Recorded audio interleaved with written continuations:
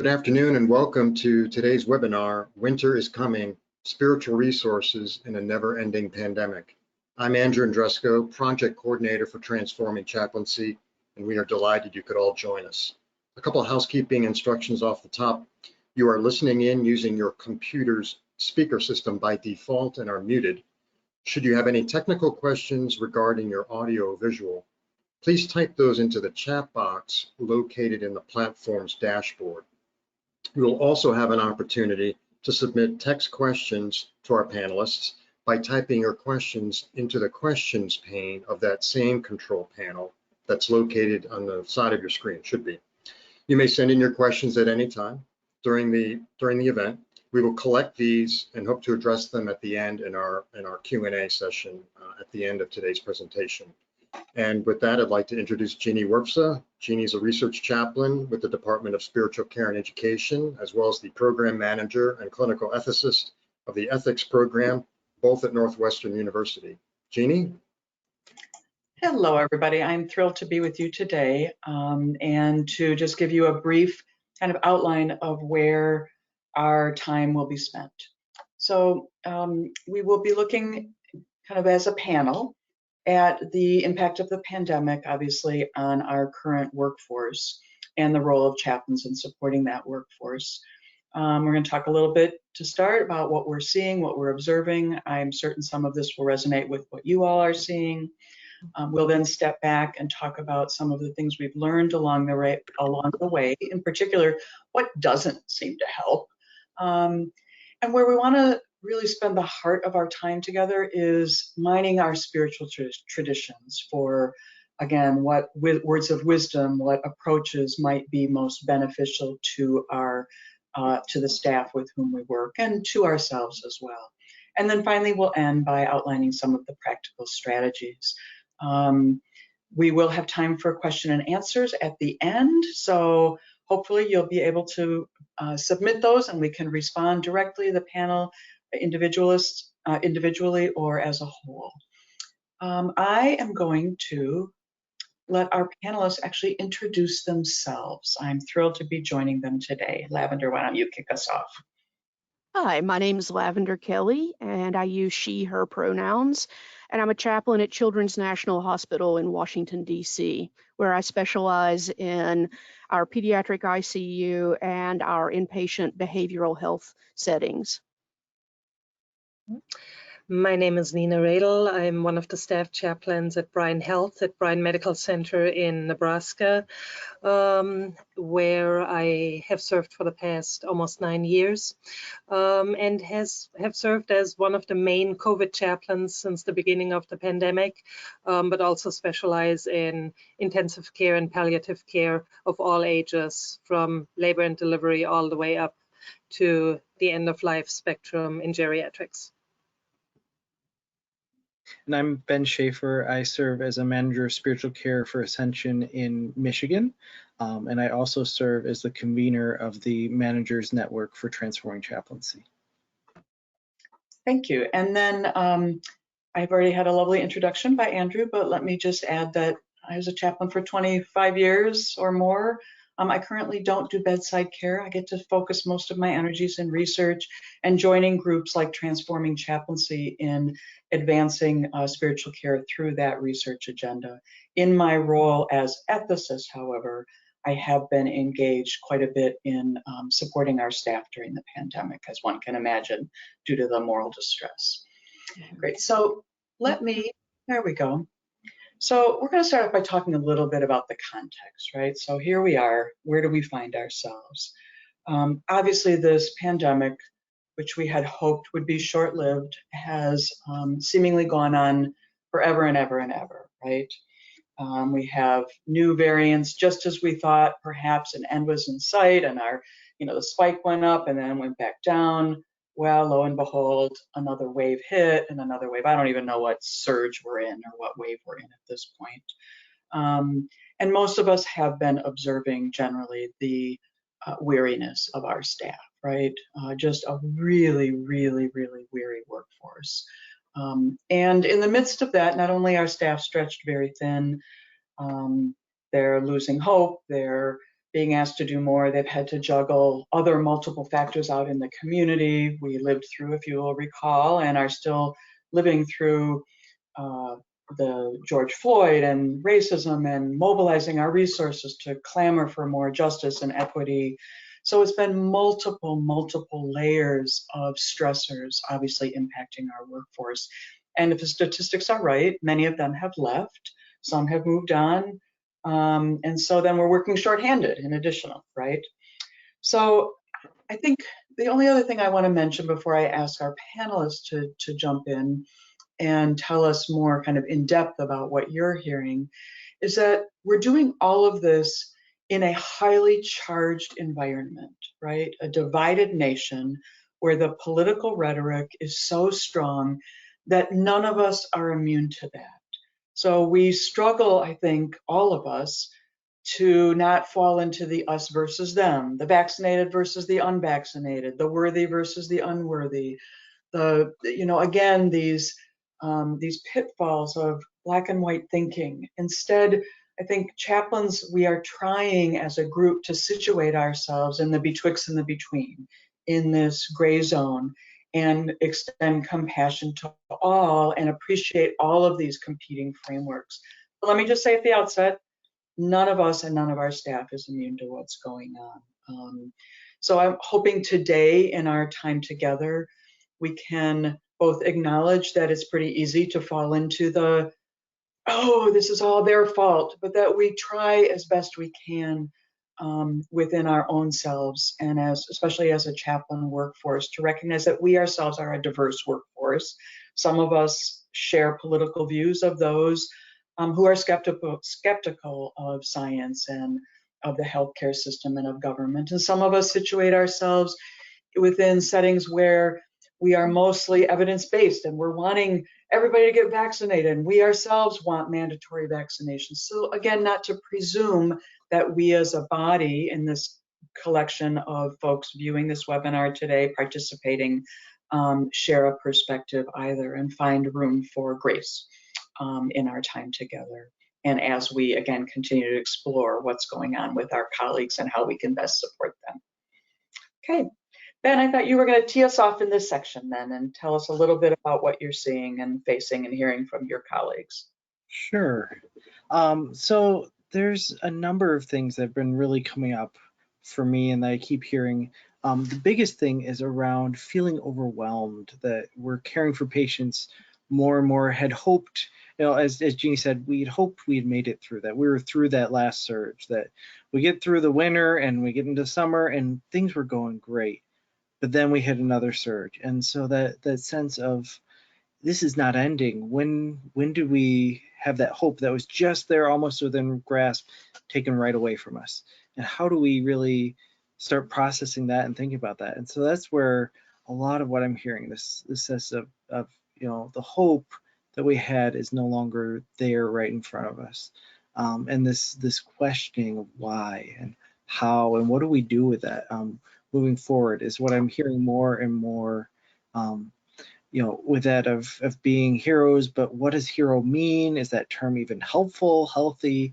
And just we get stuck at that over and over and over again is where I've been experiencing this mostly right now. I think, Ben, that leads right into what I'm seeing with a lot of the staff that I work with, from the being completely overstretched, losing hope, to a sense of anger and confusion.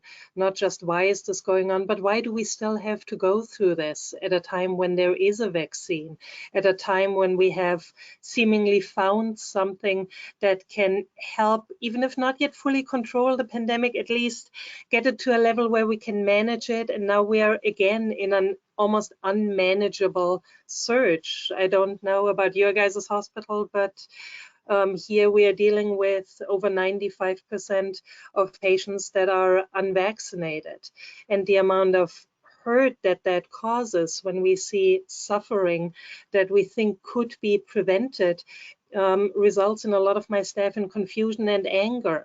No matter how many reasons there are out there for not getting vaccinated, it is hard for frontline staff to feel like almost helpless. Like normally I could help, but now my hands are almost tied by a surge that I never saw coming. And that out here also gets exacerbated often by some very complicated interactions with patients and families that are less on the side of despair and needing us, but as they're coming in often in a very demanding way, in a very strong way of saying, I still don't believe in COVID, this is not real, you can't make me.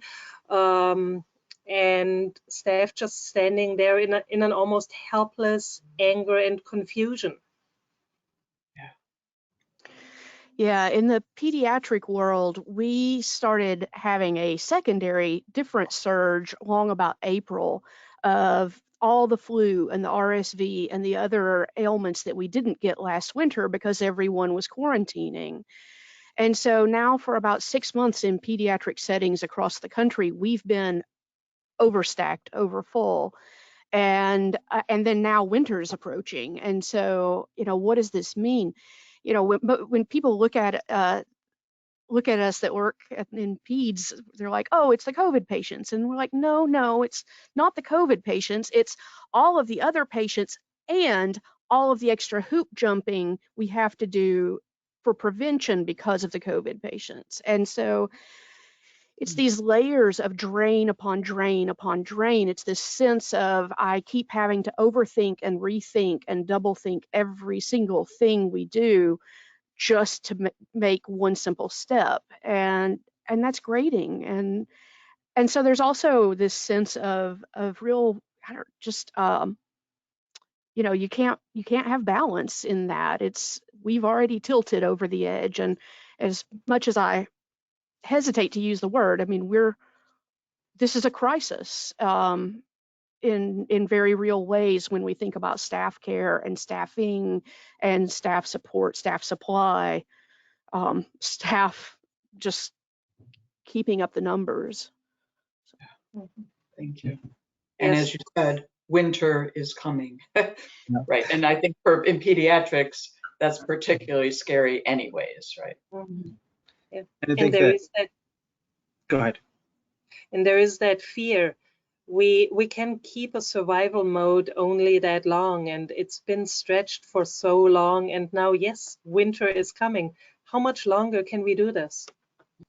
That trauma response that we deal with, and normally we hit that peak and start coming off of that trauma response, but we're just staying at that plateaued trauma response, and that sustainability of that is wearing on, I think, all of us, and also all of the teams that we're supporting, and all those nurses and PCAs and doctors, everyone being stuck at that top of that arch of the trauma response is a place where we really, I don't think, ever experienced before as healthcare providers to really engage and support our patients and our associates. Yeah, thank you all. That's a great segue into, I think, our next section, which is asking the panelists each to reflect on not only what have we learned from this pandemic so far, but in our practice, and what are we observing that actually is not helping staff get through right now, right? Because there's some things when you talk about the normal wave of trauma response, this doesn't fit that, right? So we're beginning to, again, I think, clearly kind of note these things just are not going to help you, and how do we communicate that to our staff? Lavender, you want to lead us off here? Yeah, so, anyone who knows me knows that I've got this deep heart for justice issues, specifically around race and poverty. But one of the things that I've noticed is that, as this has tilted more from a situation to a crisis, it's that, the injustice, the systemic work around justice and injustice is just draining. It can't be done. That once we've hit this point of crisis, we have to focus in on the relational level, and that feels really icky for a lot of us in healthcare, who tend to glean a lot of meaning from doing that systemic work. But there's no space for it. I'm not saying don't do it. I'm not saying give up. I don't mean don't point to the injustices, but we have had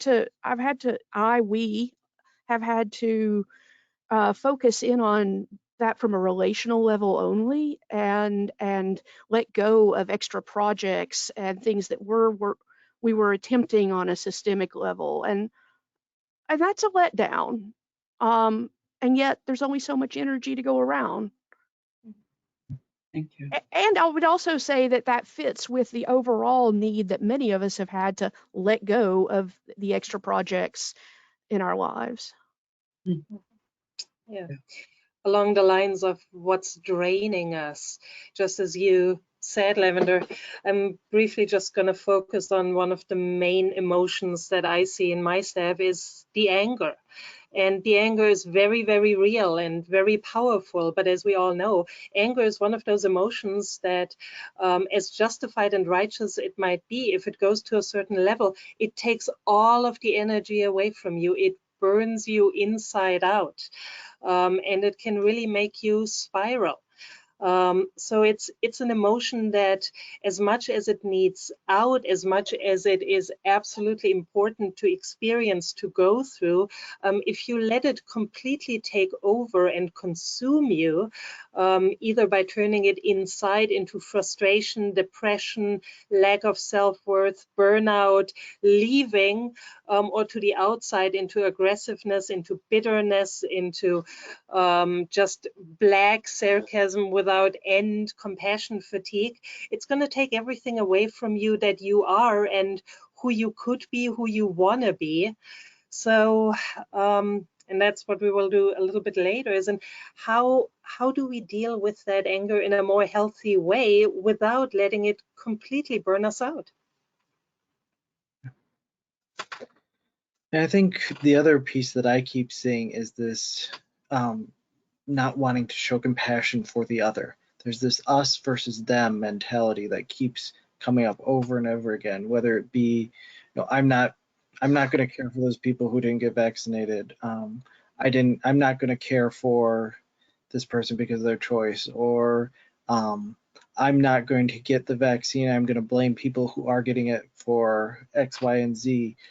It's this us and them mentality rather than this working together to kind of how do we make it through and promote resiliency together that keeps coming up. This loss of compassion toward others. When we have so much compassion fatigue, people aren't showing that care, showing that respect, that mutual understanding of who the other person is that they're caring for them. And we get more and more trapped into this cycle of blaming and us versus them, and it just feeds itself over and over and over again to the point where I've seen departments just being torn apart by not being able to talk to one another because this group of nurses is getting vaccinated and this one isn't, or this group is tired of always having to take the COVID patients and this group isn't. And so there is a us versus them mentality that continues to build one step on top of another throughout this crisis. And that's just not healthy or helpful for anyone in this time. Yeah. And what I would add on to that is that deep sense of cocooning yourself into no one understands me. Us versus them. If only they would see things my way, everything would be good. Yeah. Interesting. Yeah. The other thing I would add to that is so if you are feeling lack of compassion toward this patient, I've heard staff say they try to keep it restricted to just that patient, but that it bleeds over. So then they start feeling hard-hearted more generally. So again, mitigating that lack of compassion. The other thing I would add is that allowing ourselves to become victims. I guess that's the word. I'm feeling you guys have talked some about helplessness. I'm hearing victimization and loss of agency. And I'm an ethicist, so I think a lot about moral agency, where we still have choices. And someone asked a question about what can we learn from those who operate in war zones over a long period of time. We know from Holocaust survivors, right, is that when you completely give up your sense of agency, having any say anywhere in your life or in your workspace, and it's all about not just blaming them, but it's like on top of us, the demoralization is so profound that people almost lose their humanity, right? Because at having some choices, some places where we can exercise a say in who we become, what our environment looks like is so important. Yeah. Anything you guys want to add? So I think we'd like to move from this is so hard. We don't want to have this just be this weighty, ugh, yeah, here we all are. Although we also need to vent, right? We need to acknowledge the reality around us and what we're facing and have a space where we can lift that up to one another so that we can keep doing the good work we're doing and check ourselves on these things that we are going to fall into as well for what's not helpful for ourselves or when we're caring for our colleagues. But where we'd love to switch our focus to, hopefully not prematurely, is where do we hear words of hope? Where do we learn how we keep on keeping on? How do we mine our spiritual resources for, again, kind of just these gems that we know work? The phrase that comes to my mind in starting is, the arc of the moral universe is long, but it bends toward justice, right? So I think of that image of, wow, it's really long. We want to trust it bends towards justice or it bends toward, us getting through. But when we don't see that, how do we keep on keeping on? Or when we're on the wrong side of the arc. Yeah, well, exactly. So Lavender, why don't you jump in? Yeah, so it's actually out of this story that we've been telling, this issue of not feeling agency, not feeling super stuck, the profound grief that people have felt. I mean, whether it's grief over the loss of patients or grief over not being able to do the normal things of self-care. I mean, just this heavy, weighty grief and anger that something that's really struck me and been a great source of staff support and patient and family support has been the concept of lament. Now, I have long loved the idea of lament, and it's a kind, maybe I think a little bit of an underappreciated one sometimes, because as a society, we're very quick to dismiss people and say, oh, you're just moaning and complaining. No, there is a very special place and a meaningful place for pouring out your frustration, pouring out your anger and the difficulty. And, part of the beauty of lament is that it's a type of defiance. It's a type of refusal to give up. And I think that that's a real gift in the midst of the pandemic. That lament speaks of, yes, I am carrying this huge burden, and yet I'm singing the song of it because I'm still going. And there's something really powerful about refusing to give up. There's also something incredibly powerful about pouring out negative emotion. I mean, we know this, from our own practices, and we know it from our siblings in psychology, that we have to pour out the negative emotions. And that, in this process of pouring this out, sometimes we even get the opportunity to see a new direction or make room for something new that we wouldn't have recognized otherwise. And so in that way, lament, the whole concept, has been a super powerful one for me in my practice, using rituals on an individual. We'll talk about this when we get to the actual specifics, but it's just, as a spiritual resource, I implore you to consider lament as a way of capturing that stuckness, that need for agency, that need for grieving. And you don't necessarily have to know what the next answer is, but you might find it along the way. Thank you, Lavender. The thing that I would add to that is that I think a piece of lament is also lamenting our own limitations, and in some ways accepting that, as I say to my young adult children, are you just human beings like the rest of us, right? So we're all lamenting these losses upon losses, and that we can't, we are limited, we are mortal, we can't change this, right? Our own helplessness and powerlessness. So that kind of, I don't know if you call it radical acceptance in psychology terms, right? Yeah, I mean, so our DBT siblings would call it radical acceptance from the psychological standpoint, but this is, the religious corollary. Yep, thank you. Yeah. I love it, the lamenting, the grieving, the allowing yourself to let things out, not yet even let things go, but just allow things out so that you have a chance to even take a deep breath again and refocus just for a moment is such an important step. It's such an important, what I almost see as a first absolute basic step before you can do anything else, before you can even think about spirituality, forgiveness, compassion, anything. If you don't have a little bit room to even breathe after letting some things out, you're never going to get to anything else.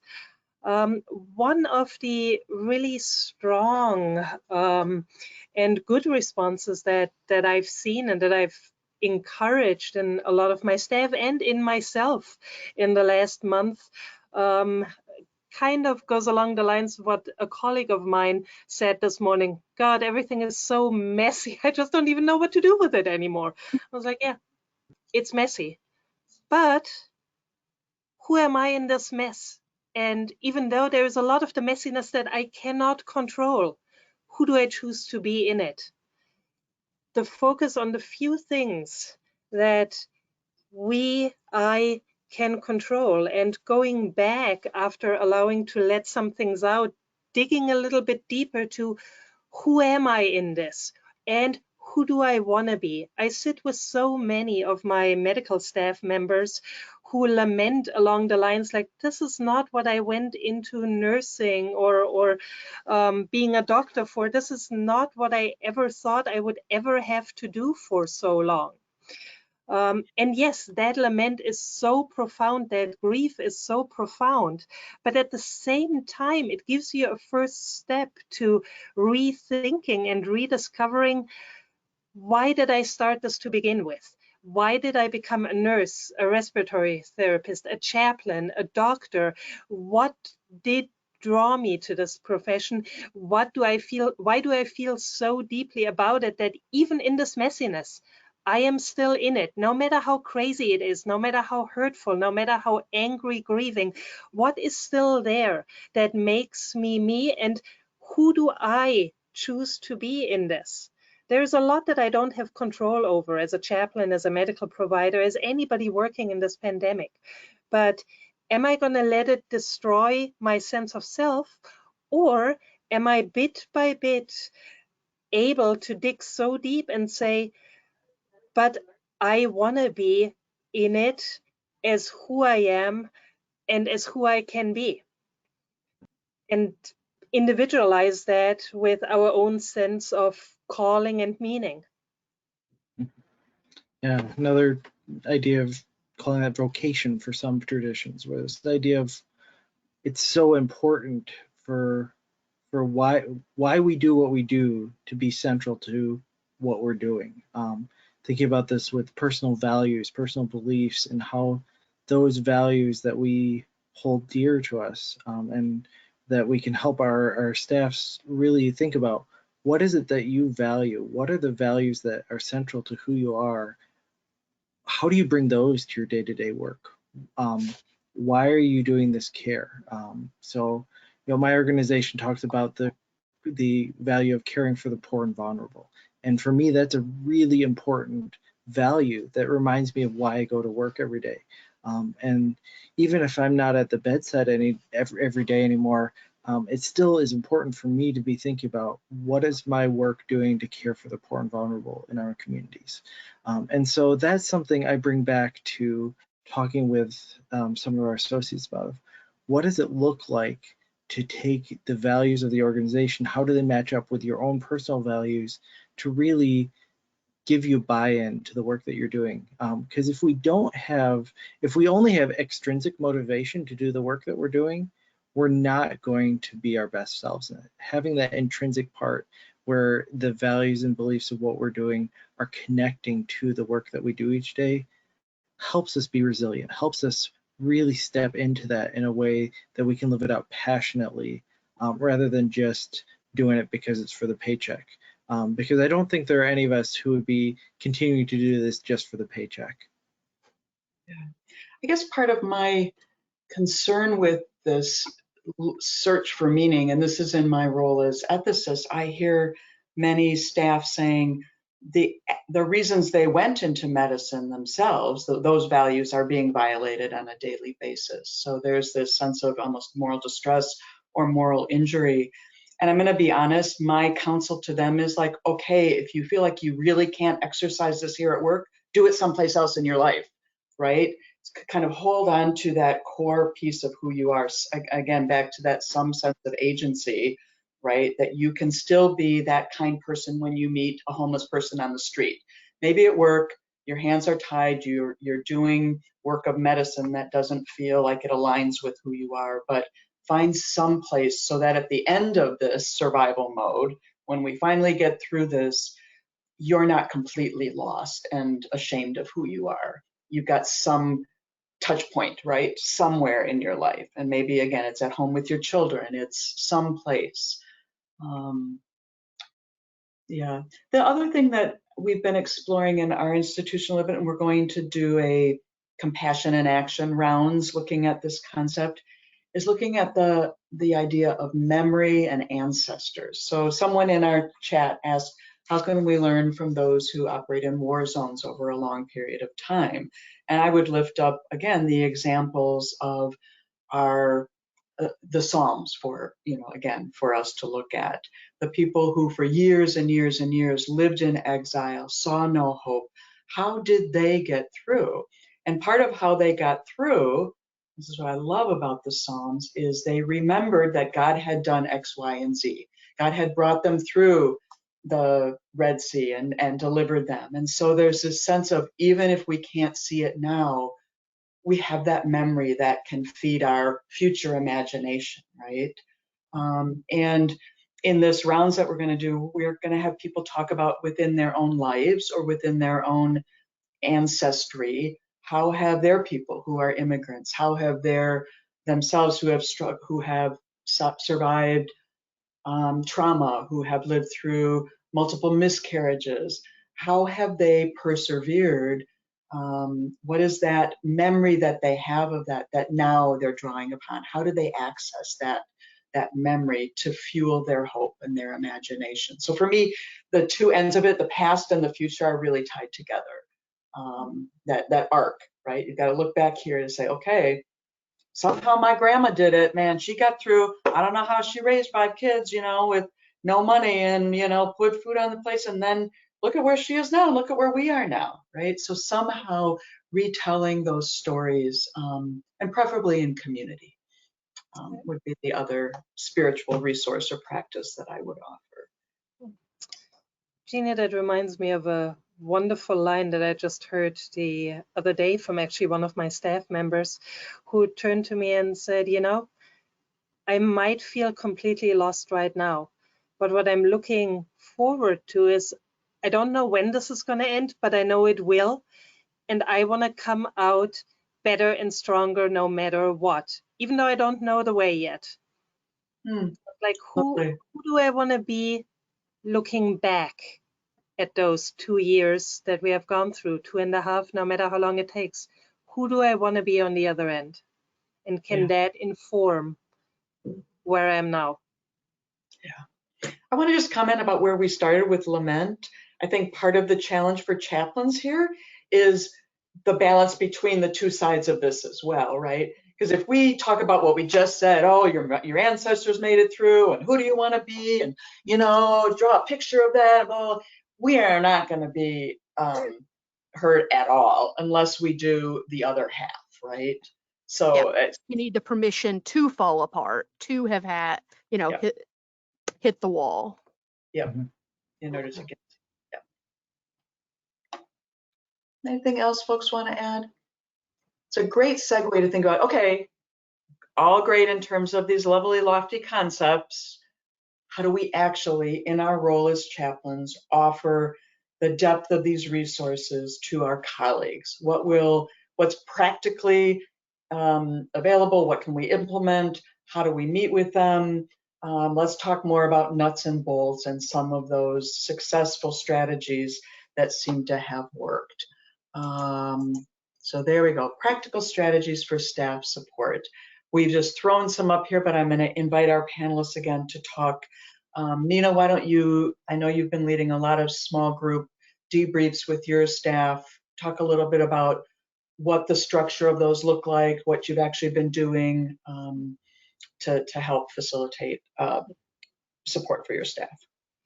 Be that in small groups or even one-on-one, depending on what fits your staff the best at whatever given day.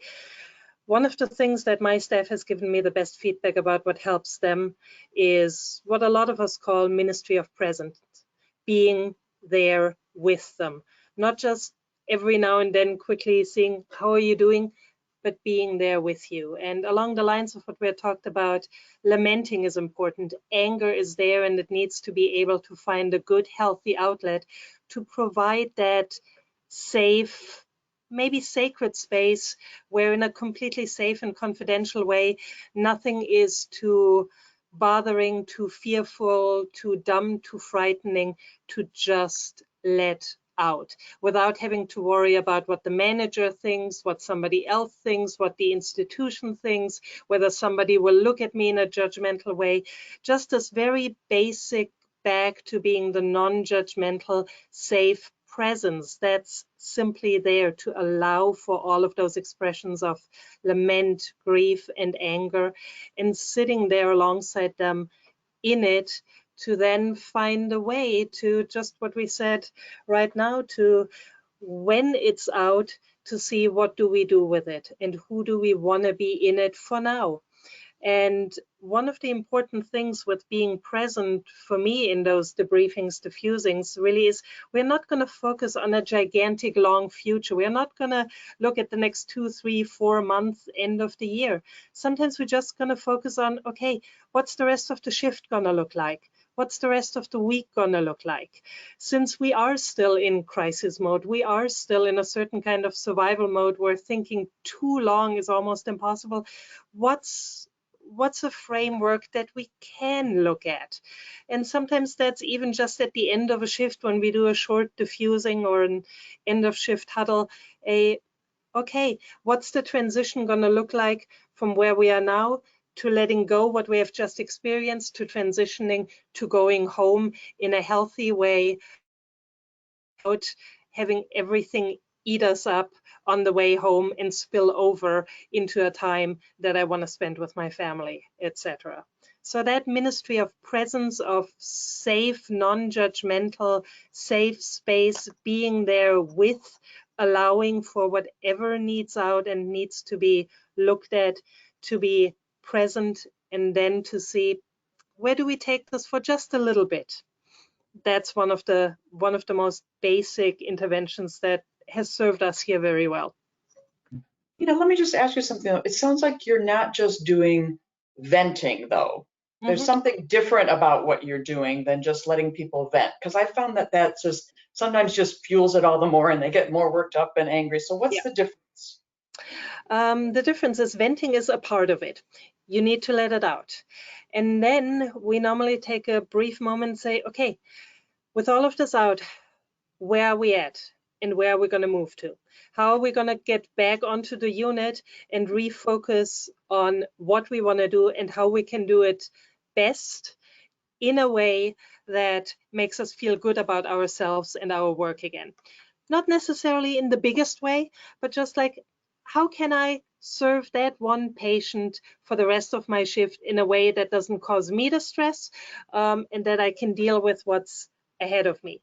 And we use all different kinds of approaches, from, is this a prayer that we need right now to just refocus? Is it a moment of silence? Is it a, what do I want out of the next couple of hours, the next couple of days? And then on a very individual level, what do I need to accomplish that? Thank you. Ben. I think that transition time between shifts is key. Like you're talking about the diffusing, debriefing. We've seen a lot of great support from having just a brief ritual at that time, whether it be something that's being done corporately or being something that's being done by an individual. Things like a little poem, just releasing, reading it as a kind of a prayerful meditation of, I release these patients that I've cared for the past 12 hours into the hands of my colleague who is coming on board. We even have one that was written up that's been used somewhat, not extensively, but where it's one that both the nurse coming on and the nurse going off can read to each other of, I release these patients to you, I take these patients on, go home and rest, more or less. So having those rituals and those routines where we can really set those boundaries where things don't overtake our whole life and overwhelm them. In the same way, like care cards, tea for the soul, that type of thing, I think are really good on two levels. First, they're great for just having that little treat, and there is something emotional about getting a piece of candy, and that's great, but it shouldn't be the only thing that's being done with that cart. That cart should be an opportunity to open conversation, to be there and be present with. I'm a big fan of, rather than just running through the unit and tossing a piece of candy as you walk past, but parking in the unit and sitting down and inviting people to come have a cup of tea, even if they can't drink it during that. The process of them coming in and having to make the tea gives you at least 25 seconds to talk to them instead of the 2 that handing them a piece of chocolate does. And so just those ways to open up and invite that conversation. Not everyone's going to take it up, but it gives an opportunity and an openness. And sometimes just the openness is what someone needs in that moment, rather than just the actual conversation. And then bringing it to them rather than having them have to come to something. Wellness lounges, retreat rooms are great, but you have to have the energy to get to them. So the more we can bring to and bring right to the place where this person is needing that care and things, I think is also very important to this work. Yeah. Actually, Lavender, why don't you jump in since we're on the topic of rituals? I know you were going to speak a little bit more. Yeah. Yeah, so I want to call everyone's attention to the handout in the little, I don't know what it looks like to you, but there's a box over to the right that has some different things. Anyway, there's a downloadable handout for you that has some of the nuts and bolts things we've been talking about, and you don't have to open it right now, but I just want you to know to have it. So there was a study done a few years ago on people who took pictures of their food and posted it on Instagram. And one of the things that they found is that people who took pictures of their food and posted it experienced a 30% greater sense of gratitude than did others. Now, what was that about? It's about ritual.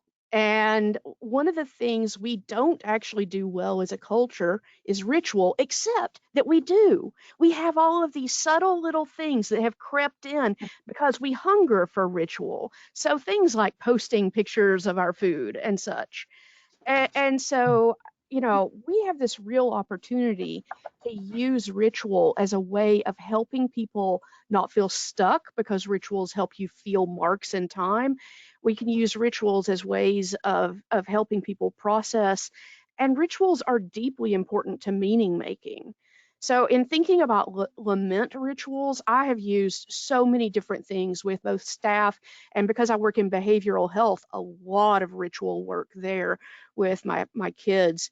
Like everyone's got a playlist that they've built, and but actually being intentional to build that music playlist to tell your story. So things like that can be acts of lament and acts of real power and meaning. It's just you have to stop and name it. And I have had so many staff tell me, oh, yeah, so I made this playlist that kind of goes from how cruddy things were to what I hope for. And it just makes me feel so much better every time I listen to it. And that sounds so simple, except that it is so spiritually powerful. So powerful to have those types of rituals. And it is spiritual. It may be secular music, but it is deeply spiritual to tap into hope and grief and meaning in those ways. So yeah, in this handout, I mean, we offer some ideas like even doing a photo a day kind of ritual that kind of captures what your experience is. I actually, one of the nurses I work with took photos over the last year and put them together in this great slideshow and shared it with other staff. And it was just such a cathartic experience for the staff to feel like, oh my gosh, we went through all of this. And that's not just, being a little tech savvy and sharing some pics. That's a ritual of real claiming. And so we get at this opportunity as chaplains to name that as well. Also, there a lot of group ritual interventions. I mean, certainly we think in terms of worship experiences where we can claim grief and name sources of hope. But on the handout, I give you a link to what a found poem is. So a found poem is actually usually an individual process, but there's a way of doing it as a group that can be an incredible process. And, so I did this thing with these sticky notes and staff each wrote a word on it. And then they each went back through and put dots next to the ones that were most important. And then out of the top most important ones, we came up with our poem for that week. And it's still hanging there, and so I obviously am exuberant about these types of rituals, but these are so super powerful for staff. Even paint pens and rocks. I actually, the first time I did that, I thought people were going to take the rocks with them, and some did. But what ended up happening organically is that the staff started piling them up and made an altar. Mm. It just developed this life of its own. Yeah. People are hungry for ways of expressing meaning and ways of marking that. And that's where we have a real opportunity with ritual to give staff a vehicle and a way of naming and claiming that. Yeah. What I so appreciate about what each of you has said, your practical strategies are not just something that anyone can do.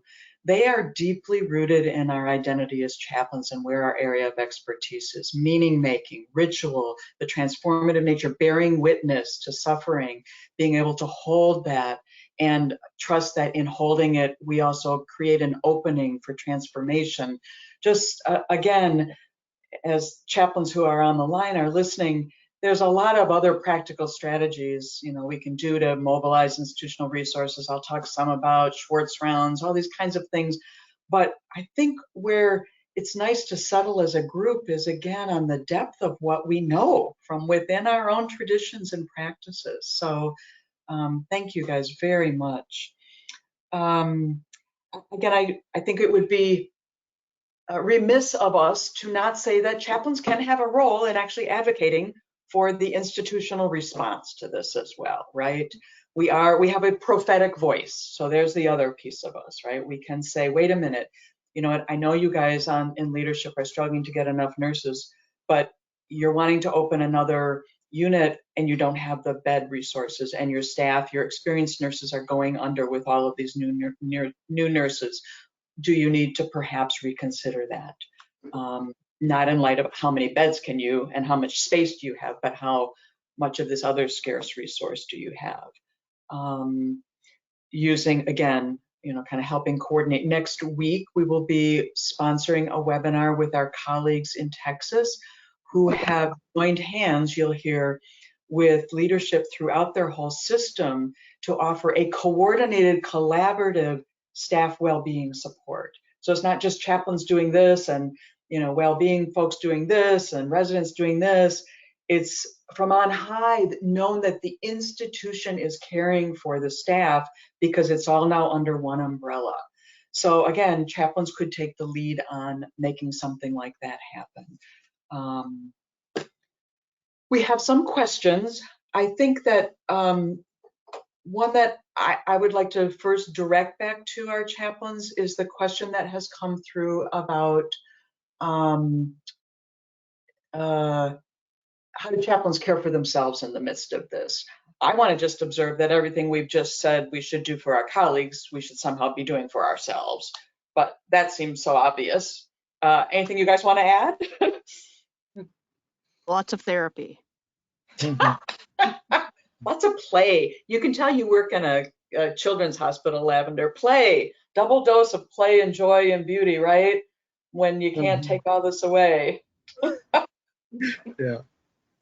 There is an importance to having some joy and laughter, where it's not a cynical laughter, but a true laughter of, we can do this. It may be rough, but we can have a journey together, that there is some light at the end of this that we can make it to. Yeah. I pretty much practice what I always try to suggest to my staff as well is self-care is not a luxury, especially not right now. It is absolutely essential to whether we can function or not, whether we can feel in any way good about ourselves or not.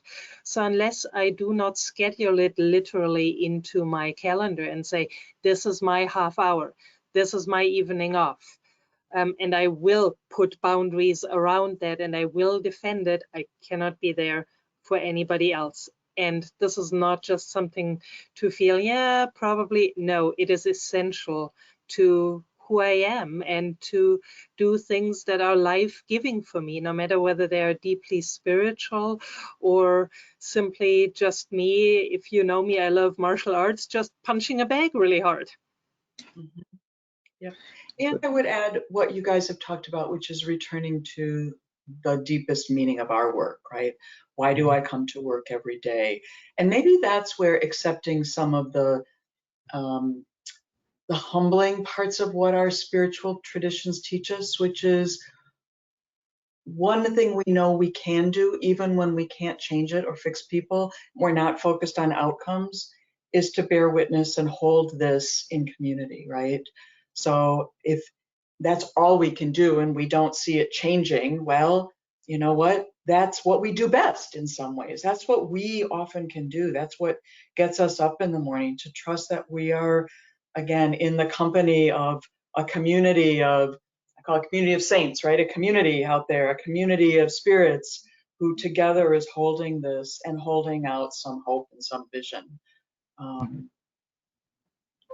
It may be a little overstated, but I still find it under practiced. But saying no is such a,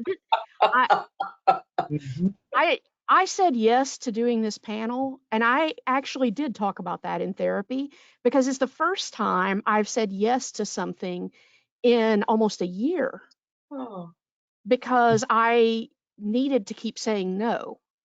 But I felt so certain that being part of this panel was going to give more than it took. And it has, by the way, thanks. But saying no has been one of the biggest things for me in self-care. Yeah. Thank you. Yep. So I want to just turn to a couple of the other questions that I heard. One thing I think that's come up twice that I want us to think about is we have some colleagues on the line who work in hospice care, right?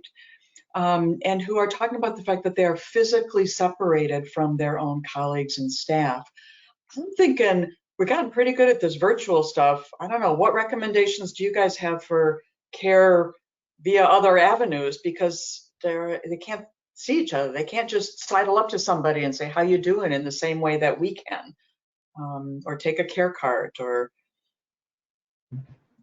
I've done a couple rituals that have been a virtual blessing of hands, or a virtual gathering together as a community, and a virtual retreat, which for some teams is a luxury that is just not physically able right now.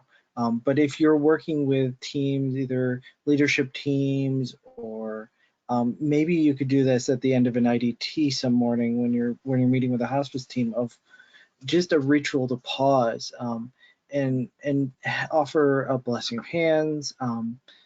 Depending on how you do that, it can be something that is very, very thoughtful and pausing and just saying thank you for the opportunity.